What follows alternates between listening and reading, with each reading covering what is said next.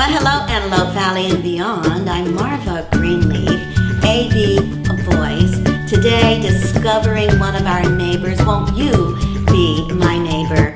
I have my neighbors, Teresa and Gordon Skinner, with me today, and they have been flourishing Summer Haven Ranch, Avenue J at 90th Street West, feeding those in desperate need. And I want to know more. This is how I encourage and inspire my own self-motivation, is knowing those that are living with as much purpose as I am. Teresa, tell me about Agnes Newmer. Well, Agnes came to the valley here in the Antelope Valley in 1954. So our ministry as the people that are reaching out to the valley is almost, this year will be 60 years that we've been doing this. And Agnes was an amazing woman.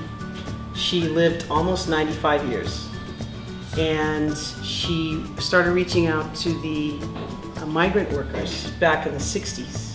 And through that, just like the Lord just made an amazing provision for her. She had a brother who was in Pearl Harbor and died in Pearl Harbor, and gave a life insurance policy of like $16 a month. I remember her saying that and seeing it.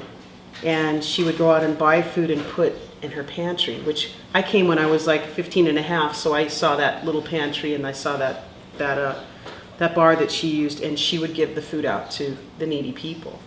And then in the 70s, our whole ministry started changing, in that we started getting people that came in for training, for ministry, in a larger form. I should say more people at a time, because she'd been doing it for many years, but more people came at once, and we had a lot of young people that came in, and that's when I came in the 70s. And then in about 1979, we started doing a major outreach to Antelope Valley, not just the migrant workers, but to the people here in the Antelope Valley. And that's developed into that part of our ministry. We have several parts of our ministry. Yes, you do. That part of our ministry developed into Summer Haven Ranch as people know it today. Mm-hmm. So. And I've been in this valley for 26 years, and driving by and just knowing that it was a point of interest, just because of the lay of the land, and the community gardens. You have faith, which breaks down to mean food always in the home. Yeah. When I, in my own spiritual growth and recognizing how God empowers me with His infinite source, recognizing those that join forces with that, how we empower one another. And I boil it down to, if one can learn to feed oneself, you've begun the journey of self-empowerment. And that's how we grow our food. We just, instead of giving them a meal, teach them how, to fish. And so you've extended Summer Haven into community gardens. Yeah. The community gardens began with a relationship with, thank God for Lancaster West Rotary, they came to visit with us, and we had similar vision. Again, the community working together, and they had people who really wanted to see community gardens develop. And so we said, yes, we would work together with you, because that's part of our part in our vision. Summer Haven right now feeds 15,000 people per week through the food distribution with the semi-trucks, and working together with farms and cold storage and other food banks and other people who just do what we do. And we give it to the local charities, the churches, all the other nonprofits, and there are all manner of programs that are being enabled. We have after-school children's programs that Summer Haven doesn't do, but somebody does it through what we provide for them. Senior sack lunches, feeding in the park, the shelters locally, school programs. Churches meet the needs of individual families who are income, what do you call that? Income, what's the word for it? Unstable. And they just don't have quite income insecure. That's the right word. That's the word. Yes. And so that brings food security insecurity. And food distribution will never end. However, if we can begin to teach people how to grow their own, that insecurity of their situation, it begins to change, because It really does. when you know that your food is there and growing and you have enough to share with others, you're empowered in a community rather than being a victim yourself. You're empowered to help others. Well, the community, you have 15 acres here, 13, just under 13 acres. just 13, and it's just a willingness to offer.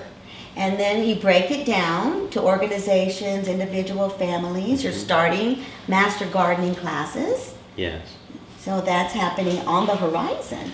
Yeah, the food always in the home classes actually are starting in May. I think it's the 17th of May. It's a Saturday, and then every second Saturday after that.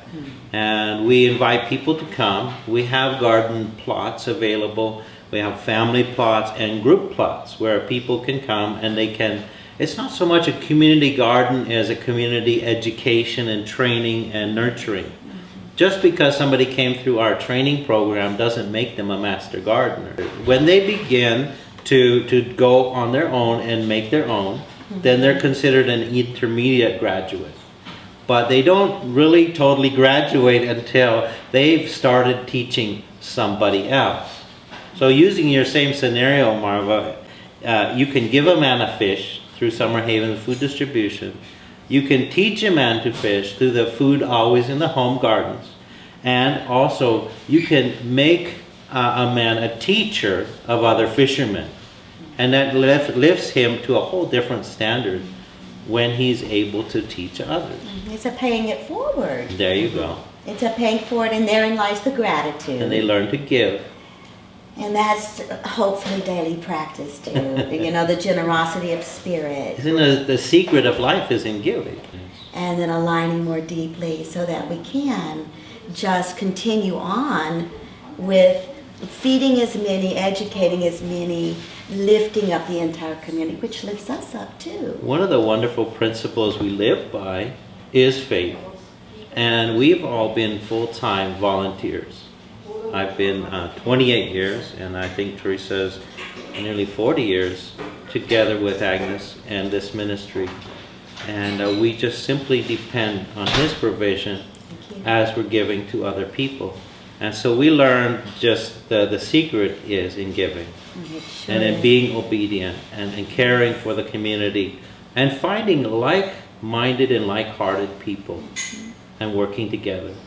I think it's such a key, is working together. It's that, well, it's the connectedness that creates the sense of community, which we're all craving. And a lot of us find it within our church bodies, within our individual religions. And for me, it's just beyond the beyond of seeing the Christ in each and every one, no matter the circumstance. And the compassion. That's one thing that Agnes said, is that the Lord gave her a vision of Isaiah 58 in 1954. And Isaiah 58 is fasting that greedy demon inside of us. And it's through fasting by feeding the hungry and clothing the naked and undoing the heavy burdens. And she used to, I remember, I can hear her still getting so upset and say, it's not a food ministry. It's not a food ministry. It's about people.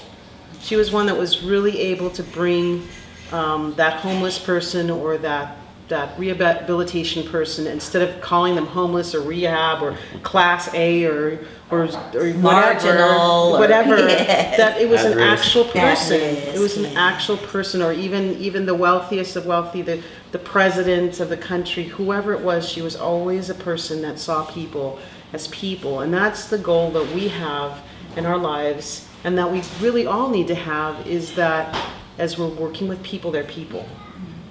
They're people. They're not just someone you're giving food to. It's a person, and that person has needs beyond the food.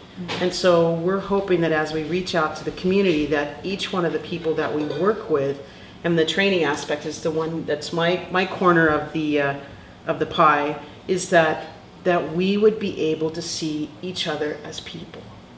It's so important that Yes. when we're in there teaching the gardening, when they're gardening with someone else, that is a person. Because it's just so easy to get, the kind of, I don't want to say government mentality, but the kind of, you know, you're the one that gives mentality. We want to stay humble where we see people as people, and we're just the servants. You know, we're just the ones that are giving, and as we do that, that greediness that's inside of us it just disappears. And we start getting filled with God's love, which our goal is to demonstrate God's love to the needy. And how can we have that except He puts it in, and we're willing to sacrifice our own love and our own desires and let Him put His love in us for the community. And I just think this is so great what you guys are doing, and just want to come. Thank you for coming out. Oh, I Your love the precious heart. discovery. Precious heart. For myself and Jim Greenleaf, one of our favorite words is discovery, and then the desert stars. I fell in love with this valley, you know, because of its sustaining me through very difficult times. And it's such deep-seated gratitude for where I am at today, worth every tear. Right. Worth every tear. And praise God for such fertile soil and tender souls amongst us. And it's so invigorating to get to spend time, because that really is what satisfies us. Right. Yeah. That's the constant craving that everyone is reaching for, Right. with these you know, infinite distractions that we are given in modern life. So bringing it down to the eye contact, the basic dignity that each and every one of us are born with, Right. and then recognizing the woundology, the pain body, and that it really takes, the Japanese say, fall down 7, get up 8. Beautiful. That's good. It's not the falling down, it's the getting up. Right.